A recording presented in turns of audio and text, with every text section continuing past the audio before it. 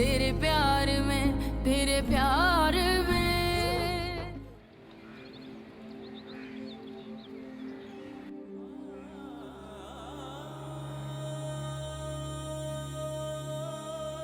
यावर, क्या हालत बना ली है तुमने अपनी।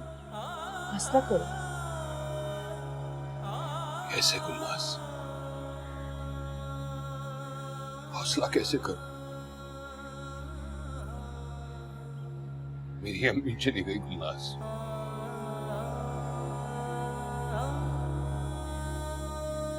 तुम्हें खुद को संभालना होगा ना, हम सबके लिए। तुम सच कहती हो, खुद को संभालना तो पड़ेगा, लेकिन मुझे तब तक यकीन ही नहीं हो रहा कि अम्मी अचानक हम सबको छोड़कर चली गई। अरे जब वो जिंदा थी तो ऐसा लगता था कि कोई है गुलनाज जो हमें हर परेशानी, हर मुसीबत से बचा रही है।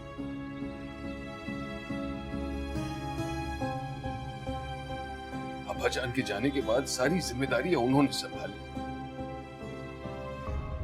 और अब लगता है कि मैं कड़ी धूप में आ गया।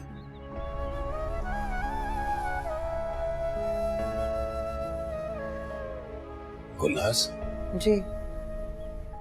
अम्मी जान को वसीयतनामा बनाने का मौका ही नहीं मिला। मौत ने उन्हें मोहलत ही नहीं दी, लेकिन सैफ के हवाले से उन्होंने बारहा मुझसे कहा, नाज़ब अब हमें और भी एहतियात से सैफ का ख्याल रखना पड़ेगा।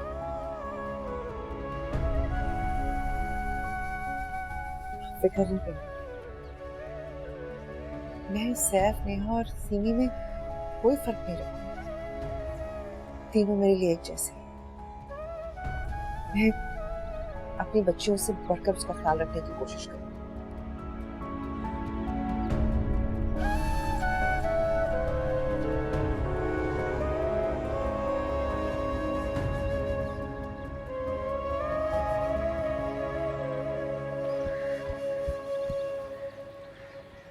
खुले बाल अच्छे लगते हैं ना मुझ पे? हाँ, बहुत अच्छे लगते हैं। शुक्र है दादी से जान छूट गई। अब मैं जो चाहूँ पहनूंगी, जैसे चाहो बाल बनाऊंगी और जो चाहो टीवी पे देखूंगी। तुम दादी के मरने पर खुश हो रही हो? हाँ, तो और क्या, हर वक्त डांटती रहती थी और हर वक्त टोकती रहती थी। चलो सिमी, नेहा, उस्तादनी जी आई हैं, जल्दी करो। उफ, ये मुसीबत, दादी से तो जान छूट गई है, पता है इनसे कब छूटेगी। चलो सिमी, जल्दी से तैयार हो जाओ, अब्बू भी घर पर हैं, वो डांटेंगे। तुम जाओ, मेरा दिल नहीं चाह रहा।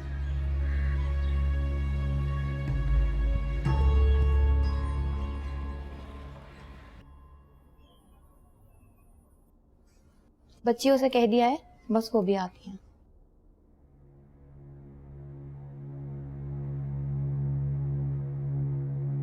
किस कदर वीरान सा हो गया ये घर। बुजुर्गों के दम से कैसी रौनक होती है। हर एक किसे पता था कि यूं अचानक चली जाएंगी नफीसा बेगम। मुझे तो सैफ पे तरस आता है। बहुत मानूस था वो बीवी जी से, अकेला रह गया बेचारा। तुम ख्याल रखा करो ना उसका, यतीम बच्चा है। ये क्या हो रहा है भाई? तुम्हें तो कहा था ना किचन में काम है, यहाँ खड़ी गप्पे क्यों हाँक रही हो? जाओ। जी। अरे नहीं बेटा, बस यूं ही 2 मिनट के लिए रुक गई थी नफीसा बेगम को याद करने को। पहले जिंदा लोगों के काम कर लें, फिर मरे हुओं को भी याद कर लीजिएगा। बच्चियां नहीं आई अभी तक। उन दोनों की तबीयत ठीक नहीं है, आप फिर आइएगा। और सैफ? आपसे कहा है ना, फिर आ जाइएगा। एक बात के पीछे मत पड़ जाया करें।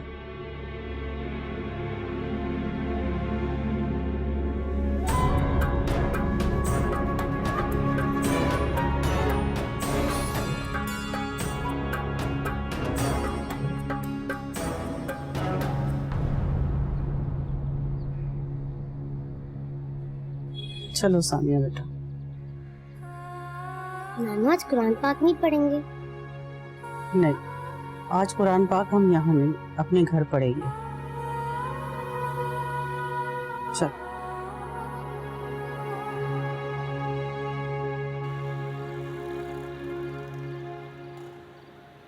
चलो इसको छोड़ो, पहले कुछ खा लो। शाबाश, छोड़ दो छोड़ दो। सैफ, यार ये सूखी रोटी क्या खा रहे हो? कबाब दूं? नहीं। नहीं? क्या मतलब नहीं? वो जरा चावल पास कर दो।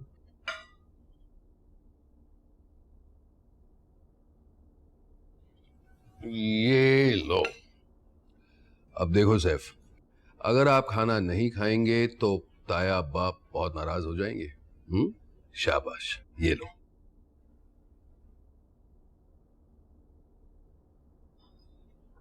वैसे सैफ के अलावा यहाँ तुम्हारी बेटियां भी हैं, उनका ख्याल तो तुम्हें नहीं आता। गुलनाज, क्या हो गया तुम्हें? मुझे नहीं, तुम्हें कुछ हो गया। बेटा आप खाना खाएं। देखो, अब हमें सैफ का पहले से ज्यादा ख्याल रखना है। ख्याल रखने का ये मतलब नहीं है कि इंसान अपनी सगी औलाद को भूल जाए। तुम्हारी और तुम्हारी औलाद जिसकी बदौलत यहाँ रह रहे हैं, वो तो तुम अच्छी तरह जानती हो ना। खैर देखो, मैं तुमसे बहस नहीं करना चाहता। मैं सिर्फ तुम्हें एक बार फिर याद दिला रहा हूं कि सैफ के बारे में मैं किसी भी तरह की कोताही बर्दाश्त नहीं करूंगा।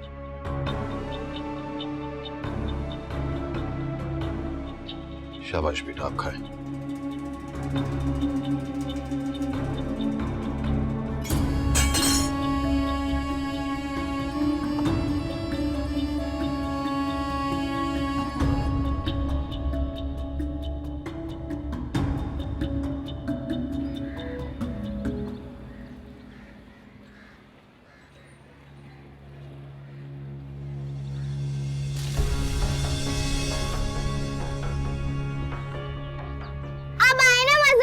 बड़े हीरो बन के फिरते हो। क्या बदतमीजी है सीमी? तुम्हें क्या तकलीफ है? मैं तुम पर नहीं फेंका पानी। बहुत ही बदतमीज बच्चे। आओ सैफ, कपड़े चेंज कराऊं आपके। चलो। अभी हम खाना खाएंगे, तो उस्तादनी जी आएगी तो आपसे पारा पड़ा, ठीक है?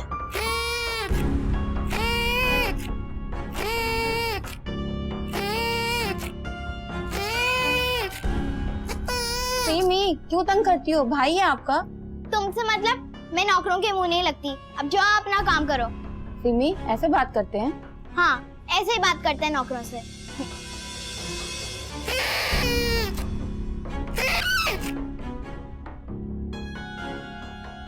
चलो नेहा, चल के टीवी देखते हैं। सारा मूड खराब कर दिया। सीमी, नेहा, अरे हर वक्त खेलते रहते हो। जाओ जाके होमवर्क करो। होमवर्क कौन करेगा? सैफ कहाँ है?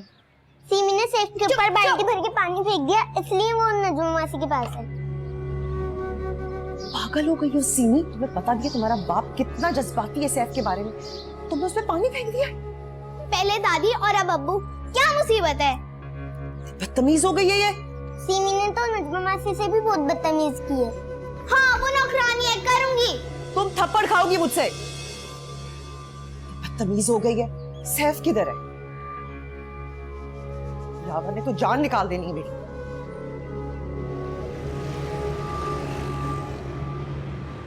साहब, सिमी बीबी ने तो मुझे भी बहुत बुरा भला कहा है। आपने कभी मुझे नौकरानी नहीं समझा, और सिमी बीबी ने तो मुझे मेरी औकात दिखा दी। साहब, मुझे बहुत बुरा लगा है। सुन रही हो अपने लाडली के करतूत? समझाती क्यों नहीं उसे? जाओ तुम यहां से, जाओ। यावर, तुम अब इस तरह नौकरों के सामने मुझे जलील करोगे? पहले ही पूरी हवेली की जिम्मेदारी मुझ पर आ गई है। तुम मेरे साथ उनके सामने ऐसा बुरा सलूक करोगे तो वो मेरी बात कब मानेंगे? मेरी इज्जत क्यों करेंगे वो? गुलनाज, वो मेरी भी बेटी है और मैं उसकी सिर्फ भलाई चाहता हूं। उसकी गलतियों पर उसे सरजनिश करो, उसे समझाओ। यूं पर्दा डालोगी तो बाद में पछताना पड़ेगा। नजमा तो चलो मुलाजमा है, लेकिन सैफ, आइंदा अगर मुझे पता चला कि तुमने, सीमी ने या नेहा ने सैफ के साथ किसी भी तरह की नाइंसाफी की, ज्यादती की, तो मैं लिहाज नहीं करूंगा। ज्यादती तो तुम कर रहे हो। बच्चे हैं, उनकी हर हरकत का जिम्मेदार तुम मुझे ठहराओगे? अरे तुम्हारी भी बेटियां हैं, बात करो ना उनसे। मैं तो कहती हूँ मार मार कर दुर्गत बना दो उनकी। फिर ठीक है, मेरे और मेरी बच्चियों के बीच में आने की कोई जरूरत नहीं। आओ सैफ, आओ।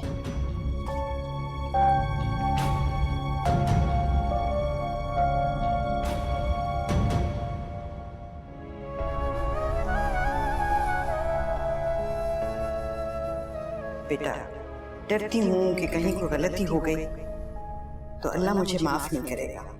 और तुम भी देखना कि उस बच्चे के साथ कोई ज्यादती ना हो।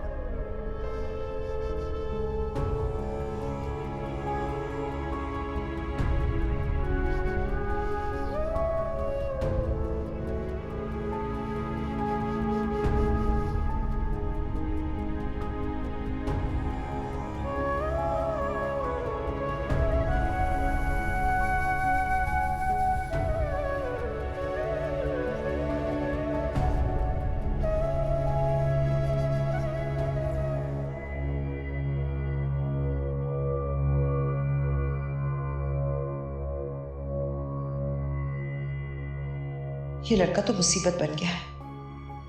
पहले उसकी माँ ने हमें इस घर में नहीं बसने दिया और अब ये अजाब बन गया। अब यावर, तुम्हें भी अपनी बच्चियों का कोई एहसास नहीं है।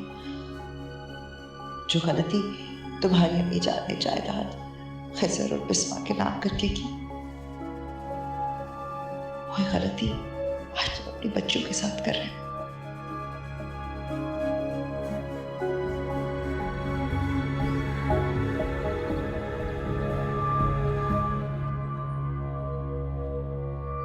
जी बीबी जी, आपने बुलाया मुझे? हाँ, ये लो तुम्हारे 10 महीने की तनख्वाह, पकड़ो। कल से आने की जरूरत नहीं है। बीबी जी, मुझसे कोई गलती हो गई है क्या? कोई एक गलती? तुम तो गलतियों को ढेर हो। तुम्हारे साथ मेरा गुजारा नहीं हो सकता। लेकिन बीबी जी, मैं तो आपकी शादी से पहले से यहाँ पे काम कर रही हूँ। यावर साहब को तो आने दें, मैं उनसे मिलकर चली जाऊंगी। कोई जरूरत नहीं है, तुम नौकरानी हो, अपनी औकात में रहो। हमारे रिश्तेदार बनने की जरूरत नहीं है। जाओ तुम यहाँ से। वैसे भी मैंने अपनी पुरानी मुलाजमा का बंदोबस्त कर लिया, वो आने वाली है। तुम जाओ।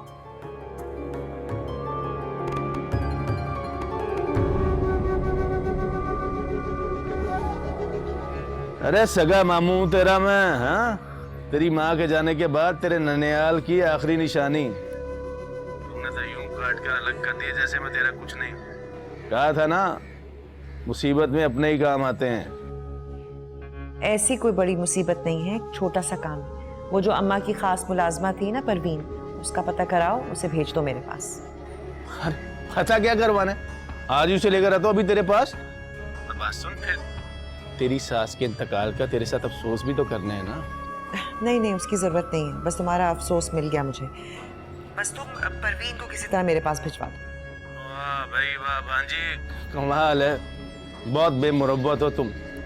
काम भी बताती हो और चाहती हो कि मैं तुम्हारे घर भी ना हूं। तुम अच्छी तरह जानते हो यावर को तुम्हारा यहाँ आना पसंद नहीं है। सच्ची बात तो यह है कि मुझे भी पसंद नहीं है। तुम जैसे रिश्तेदारों से ताल्लुक जोड़ा नहीं, तोड़ा जाता है। अब यावर तो इस वक्त ऑफिस में होगा ना। वो बात ये ना कि शाहिद जब से तुम्हारे घर से होकर आया ना, हर वक्त तुम्हारे यहाँ जाने की जिद करता रहता है। अच्छा अच्छा, क्या मुसीबत है? परवीन को लेकर आ जाना।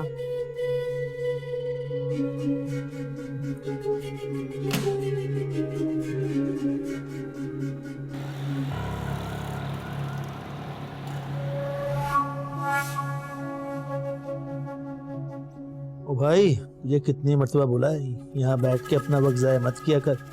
वे जा सिमी के साथ दोस्ती वोस्ती कर, टाइम संभाल उसके साथ।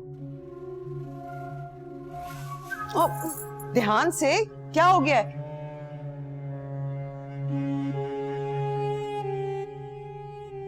सलाम बाजी। वालेकुम अस्सलाम, कैसी हो तुम? अल्लाह का करम है। देख भाई परवीन, तुमने हमारी भांजी का खास ख्याल रखना है, वैसे ही जैसे तुमने आपा का रखा था। आप फिक्र ही मत करें साहब, गुलनाज बाजी मेरी अपनी बाजी है। अबे तो फिर खड़े खड़े मुंह क्या देख रही है, घर को संभाल। बल्कि ऐसा कर, हमारे लिए अच्छी सी चाय बना के ला पोपट से। जी बिल्कुल ठीक है। माशाल्लाह, हाँ जी, दिन फिर गया तेरे। अभी कहाँ, अभी तो बहुत कुछ करना है। अब क्या मुझसे भी छुपाएगी? एक तो तुम्हारी ये मांगने वाली आदत है ना, उससे नफरत है मुझे। हाँ, सही कह रही हो भांजी। जब आदमी अमीर हो जाता है ना, तो उसकी गर्दन में सरिया आ ही जाता है। लेकिन एक बात याद रखना भांजी, हमारे जैसे गरीब रिश्तेदारी मुश्किल के दिनों में काम आते हैं। अच्छा अच्छा, ज्यादा बातें ना बनाओ, चाय पियो और निकलो यहाँ से।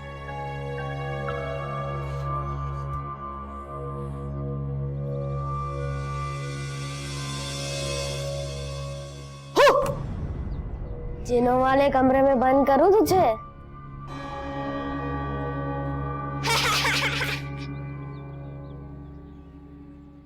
अब्बा बता रहा था ये सब कुछ तुम्हारा हो गया, बहुत अमीर हो गए हो तुम लोग दादी के मरने से। हाँ तो और क्या, वैसे तुम जल रहे हो। जल नहीं रहा, खुश हो रहा हूँ, आखिर को तुम मेरी कजन हो। कजन? शक्ल देखी अपनी आईने में? क्यों, क्या हुआ मेरी शक्ल को? इतने पेंडू और इतने जाहिल लगते हो, फजूल हो तुम। फजूल तो तुम हो। घर देखा अपना तुमने, और अपने कपड़े देखे? तुम में से तो बदबू भी आ रही है। अच्छा अभी बताता हूँ तुम्हें। छोड़ो, मैं सैफिया नेहा नहीं हूँ। Semi, semi.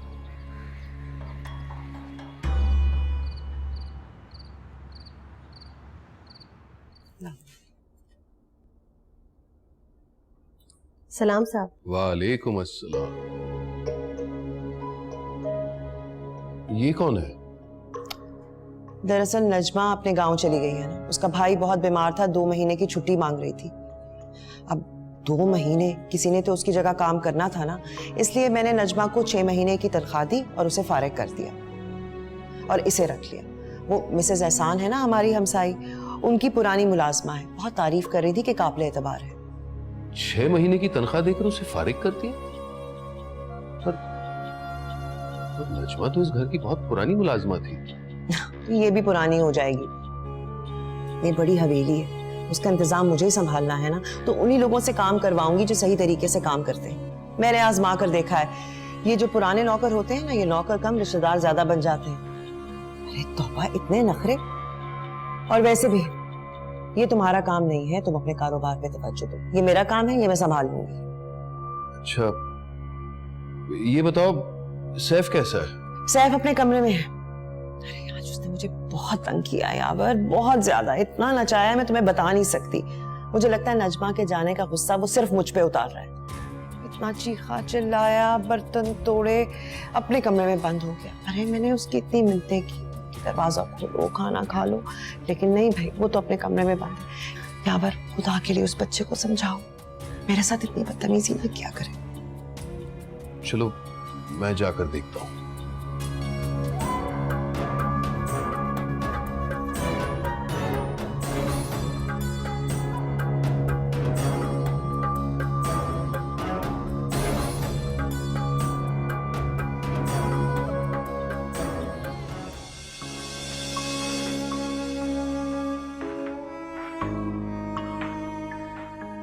दादी ये देखिए, मैं आपके लिए दुआ लाया हूँ, आपकी खांसी नहीं ना ठीक हो रही। सदके जाओ। बहुत शुक्रिया। इधर आए ना आप। दवाई तो आप ले आए हैं, और सोए क्यों नहीं अभी तक? इतनी रात हो गई है।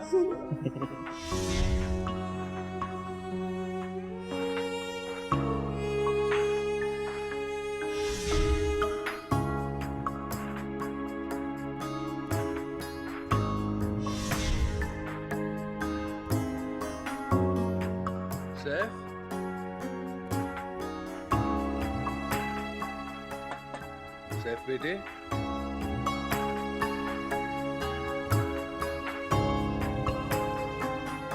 सैफ बेटे दरवाजा खोलो। सैफ,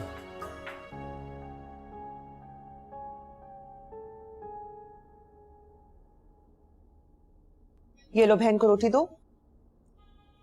चलो बिस्मिल्लाह करके शुरू करो। शाबाश। मेरा दिल नहीं कर रहा। बुरी बात, खाना तो खाना पड़ेगा ना, देखो कितनी कमजोर हो गई हो। चलो शाबाश, ये आधी रोटी तो खत्म करो, खानी पड़ेगी। बाजी मैं क्या करूं तैफी का? कौन तैफी? अम्मी सैफी। अरे तैफ सैफ जो भी है वो खाने में बहुत जिद करता है, हर वक्त चावल मांगता है। अब बताइए क्या करूं, चावल बना दूं उसके लिए? नहीं नहीं कोई जरूरत नहीं है, नवाबजादे को कहो कि जो खाना बना हुआ है वो ही खाए, वरना भूखा रहे। चलो खाना खाओ। अम्मी सैफ को चावल बनवा देना। बेटा आप बड़ों के मामलात में मत बोलें, चलो अपना खाना खत्म करो। अरे जाओ परवीन, सैफ को कह दो कि चावल नहीं बनेंगे, अगर रोटी खानी है तो खाए वरना मत खाए। जाओ। जी ठीक है। चलो शुरू करो, मैं देख रही हूँ।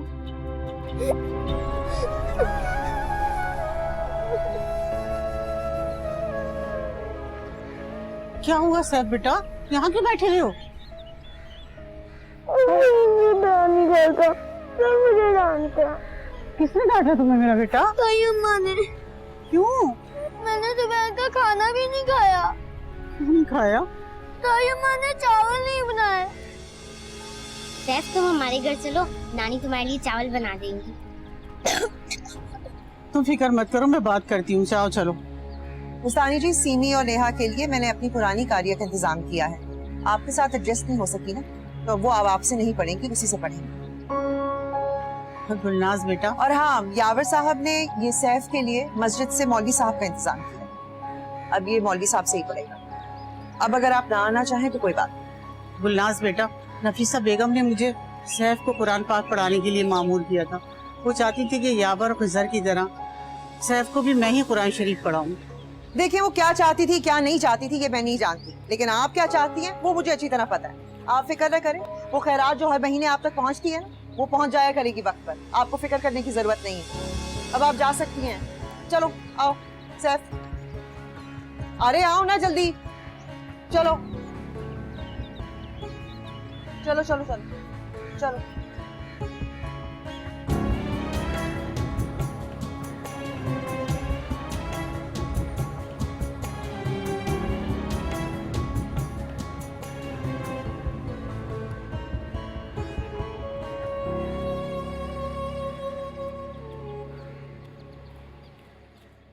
परवीन,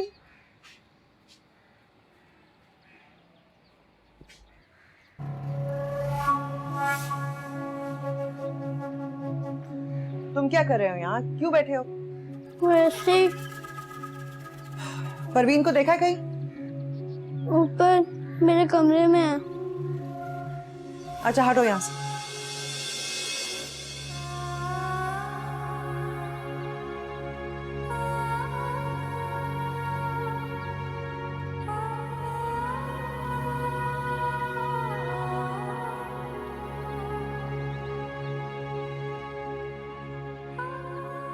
परवीन, परवीन, मैं तुम्हें सारे घर में ढूंढ रही हूँ, तुम यहाँ पे क्या कर रही हो? माफ कीजिएगा बेगम साहिबा, ये कमरा थोड़ा अलग है बाकी घर से, यहाँ से बाहर की आवाजें नहीं आती। मेरे कपड़े वैसे के वैसे पड़े हैं और तुम यहाँ नवाबजादे की खिदमत में लगी हुई हो। क्या करूँ बेगम साहिबा, सैफ बाबा के कपड़े ही इतने ज्यादा गंदे होते हैं, इन्हें धोने और तय करने में बहुत ज्यादा टाइम लग जाता है। तुम कान खोल के सुन लो परवीन, मैंने तुम्हें यहाँ पे अपने और अपने बच्चों के काम के लिए रखा है, इस नवाबजादे की खिदमत के लिए नहीं रखा। उठाओ ये सारे कपड़े, पोटली में बांधो और स्टोर में रखो। कोई जरूरत नहीं है इन्हें पहनने की, 2-3 शलवार कमीज निकालो, वही इस्तेमाल होगा। समझ आ गई? जल्दी करो। जी ठीक है बेगम साहिबा।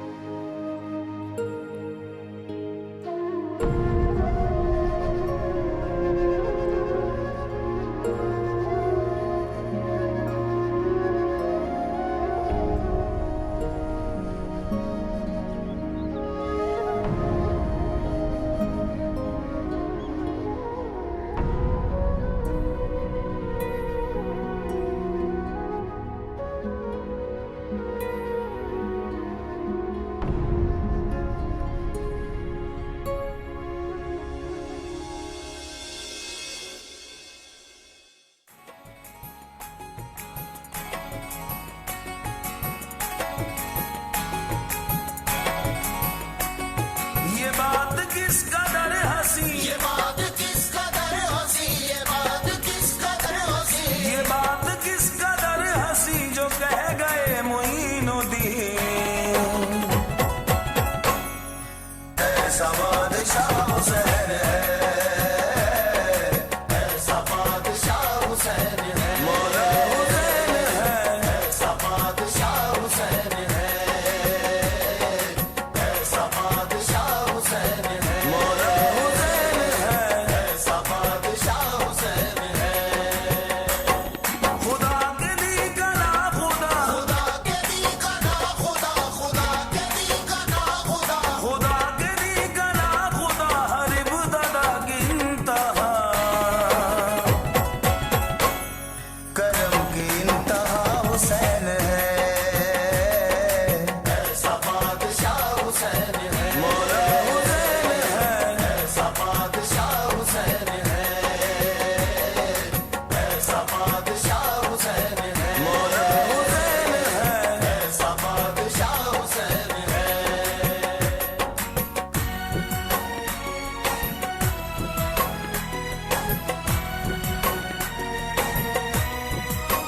खुशी से दर्द को कटाए कोई तो मैं जानूं, वादा ऐसा ही निभाए कोई तो मैं जानूं, बशर नबी भी बने और खुदाई के दावे, बशर नबी भी बने और खुदाई के दावे, हुसैन बन के दिखाए कोई तो मैं जानूं, ऐसा बादशाह हुसैन है, मौला हुसैन है, ऐसा बादशाह हुसैन है।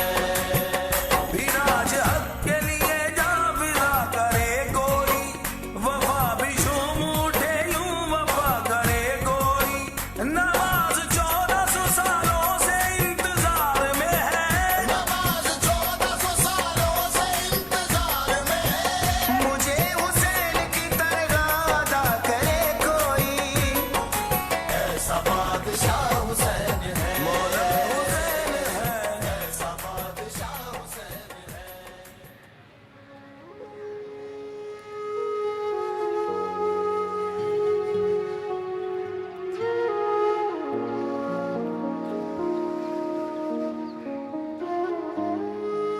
मुझे मालूम था तुम यहीं बैठे होगे। अब क्या हुआ?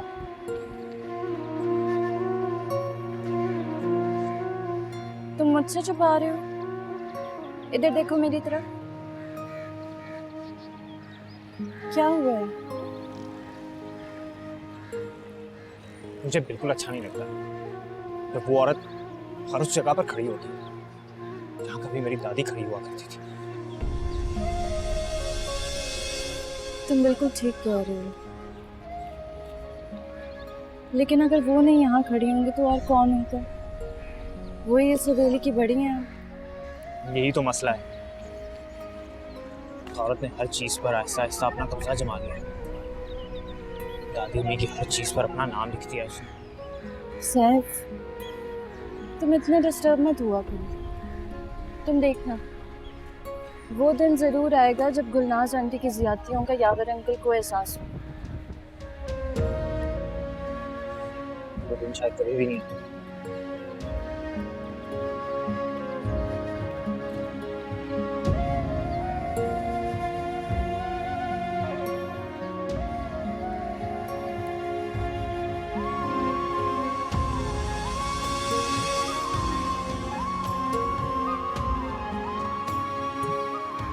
आएगा।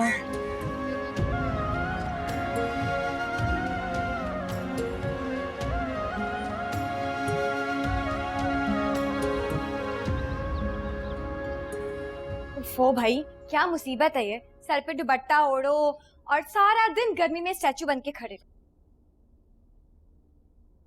मम्मी को बहुत शौक है ना अपने हाथों से चीजें बांटने का, तो धूप में खड़ी रहती है, हमें भी धूप में सड़ाती है। बहुत ही बोरिंग दिन होता है आज का। ना बंदा टीवी देख सकता है, ना गाने सुन सकता है, ना कुछ कर सकता है। पता नहीं अम्मी को क्या मिलता है सब कुछ करके। दादी करती थी ना तो कर लिया उन्होंने, अब आप तो ना करें कम से कम। अम्मी को अपनी शान दिखाने का मौका मिलता है, इसीलिए तो वो ये सब कुछ करती है। हाँ तो शान दिखाने का शौक है तो दिखाएं शौक से, हमें क्यों अपने साथ इस ड्रामे में घसीट रही हैं? तुम दोनों को तो कमरे में घुसने का मौका चाहिए। कितनी बार समझाया कि कम से कम आज के दिन मेरी इज्जत रख लिया करो। चलो उठो, घर मेहमानों से भरा पड़ा है, इतने सारे काम हैं। चलो।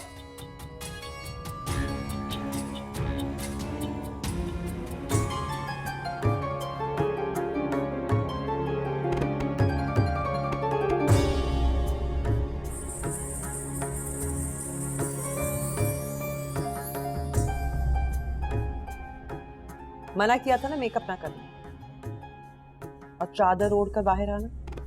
मुझे तंग करके सुकून मिलता है। मैं अभी ले आती हूँ चादर, आप जाएं। जल्दी आओ।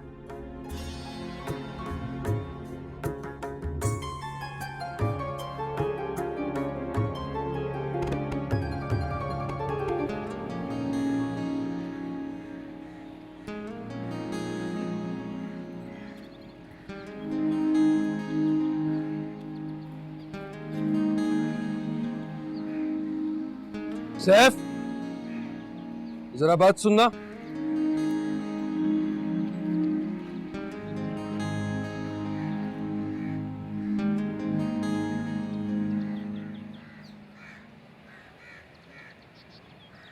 कहाँ गायब है इतनी देर से? कब से तुम्हारी ताई तुम्हें ढूंढ रही है? सैफ, मैं तुमसे कुछ पूछ रहा हूँ, जवाब क्यों नहीं देते? सारे काम करके तो गया था, फिर क्यों घूम रहे हो? अपनी जिम्मेदारियों का एहसास बिल्कुल नहीं है तुम्हें सैफ। तुम अच्छी तरह जानते हो बरसी के दिन हवेली में कितने काम होते हैं। तुम खामखा गुलनाज को इस तरह परेशान क्यों करते हो? उन्होंने आपसे मेरी शिकायत की। उन्हें शिकायतें करने के अलावा और आते क्या है? सैफ, बदतमीजी मत करो। अगर मेरे सामने ऐसे बोल रहे हो तो यकीनन गुलनाज के साथ भी ऐसा ही सलूक करते हो। मैंने तो आज तक उनके साथ कुछ नहीं किया, लेकिन वो जो मेरे साथ कर रही हैं, आपको वो नजर नहीं आता? क्या गलत करती है वो तुम्हारे साथ? बड़ों का एहतराम करना सीखो। ताई का रुतबा माँ के बराबर होता है। सिर्फ सीमी और नेहा की माँ है।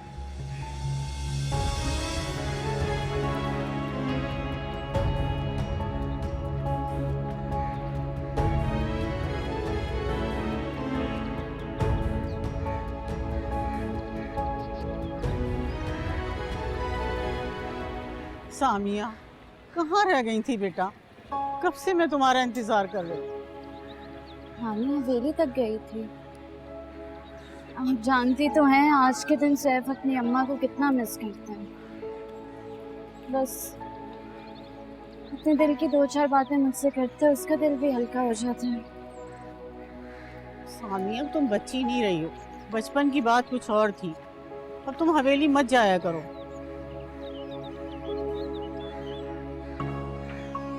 नानी, आप जानती तो हैं उसका मेरे अलावा और कोई दोस्त नहीं है।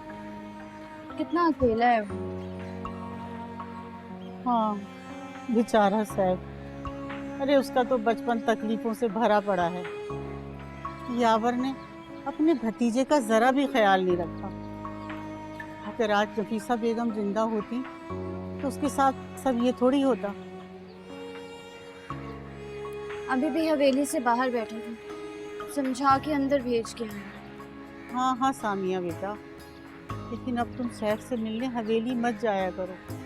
कहीं ऐसा ना हो कि गुलनाज तुम्हारे लिए कोई उल्टी सीधी बात कर दे।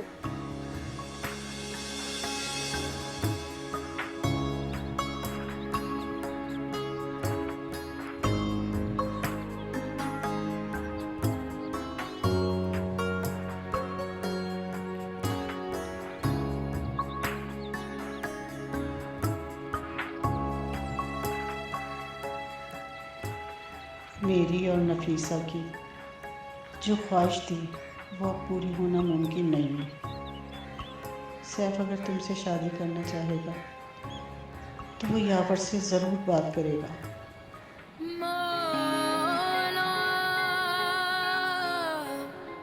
क्या वाकई सैफ मुझसे मोहब्बत करता है? या फिर सिर्फ मुझे अपना एक दोस्त समझता है? अगर वो मुझसे मोहब्बत करता है तो फिर कभी कहता क्यों नहीं?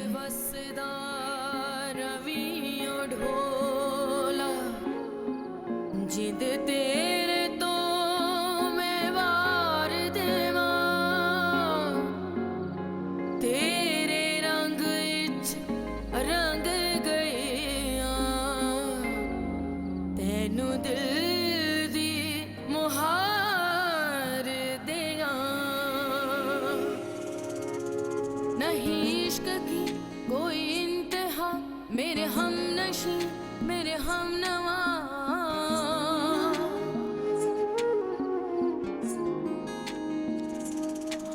तुझे अपना कहने की चाह में ना रहा किसी से भी सिलसिला।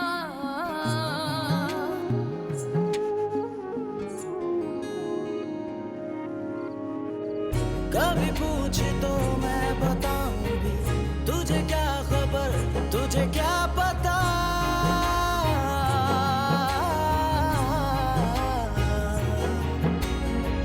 हुई धूल में मैं गुगे बसम, मेरा पूर पूर हुआ चूर चूर, हुआ चूर चूर।